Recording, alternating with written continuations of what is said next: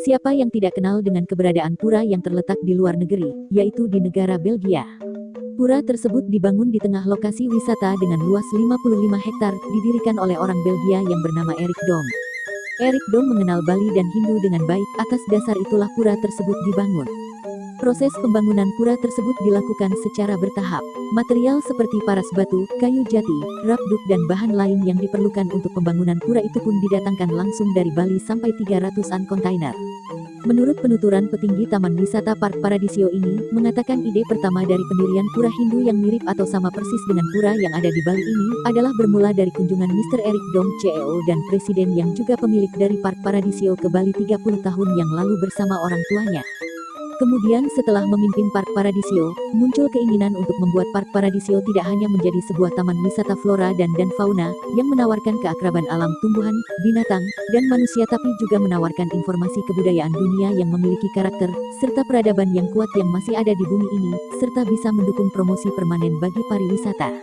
Teringat akan kunjungan ke Bali yang pernah dilakukan Mr. Erik Dom bersama orang tuanya ke Bali, Mr. Erik Dom kemudian mengunjungi Bali lagi untuk brainstorming dengan mengelilingi seluruh pelosok Bali untuk mencari ide lebih lanjut. Kolaborasi antara agama, adat istiadat, budaya dan masyarakat Balinya yang mendukung pariwisata di Bali serta bisa diterima oleh masyarakat dunia, membuat Mr. Erik Dom jatuh cinta akan Bali pada khususnya dan Indonesia pada umumnya. Sekembali Mr. Erik Dom dari Bali, beliau kemudian menceritakannya kepada jajaran direktur dan tim yang ia pimpin. Ibarat pucuk dicinta ulang tiba, di mana para direktur dari Park Paradisio yang juga sering mengunjungi Bali, akhirnya seya sekata, dan gayung pun bersambut dengan melakukan kunjungan bersama ke Bali untuk merealisasikan ide membuat Indonesian Garden dengan bangunan utamanya pura yang sama persis seperti di Bali. Sepulang dari Bali, proyek ini pun dimulai pembangunannya di tahun 2006. Pada tahun 2006 dimulailah pembangunan pura dengan mendatangkan arsitek muda Bali Ketut Padang Subadra. Ketut Padang dibantu oleh para pemahat dan pengukir dari Bali yang berjumlah 8 orang. Selama 2 tahun lebih bekerja siang dan malam dalam suasana berkabut dan bersalju. Berkat semangat ngayah yang dimiliki oleh para seniman Bali ini akhirnya pura itu pun terwujud. Untuk menjaga keaslian pura dan bangunan lainnya di area Taman Indonesia, batu paras hitam dan batu lereng Gunung Merapi sengaja diimpor dari Bali dan Jawa Tengah sampai 320 kontainer. Pembangunan kompleks Taman Indonesia yang dimulai dari pembangunan pura ini, bukannya tanpa hambatan dari masyarakat Belgia ataupun pemerintah Belgia. Karena di lokasi Park Paradisio terdapat kastil tua, yang di Belgia sendiri sungguh sangat dihormati keberadaannya. Pemerintah maupun masyarakat pun khawatir dengan berdirinya bangunan baru akan mengurangi makna dari keberadaan kastil tua yang menjadi kebanggaan masyarakat Belgia ini. Mr. Erik Dom dengan ketulus hatiannya serta kecintaannya yang mendalam akan Bali dan tentunya dengan pengetahuannya yang luas tentang Bali dan Hindu, kemudian bisa meyakinkan pemerintah Belgia beserta masyarakat Belgia sehingga pembangunan Pura Agung Santi Buwana ini bisa diwujudkan di Taman Park Paradisio. Demikian juga ketika mendatangkan para pekerja langsung dari Bali, juga bukannya tanpa hambatan dari masyarakat Belgia ataupun Departemen Tenaga Kerja Belgia. Dan lagi-lagi Mr. Erik Dom, yang sepertinya memang sudah mendapatkan restu dari Tuhan Yang Maha Esa, Ida Sang Hyang Widiwasa tidak hanya bisa meyakinkan masyarakat Belgia, tapi juga bisa membuktikan kepada mereka bahwa keahlian para pemahat dan tukang ukir dari Bali dan Jawa Tengah memang tidak tergantikan oleh masyarakat Belgia.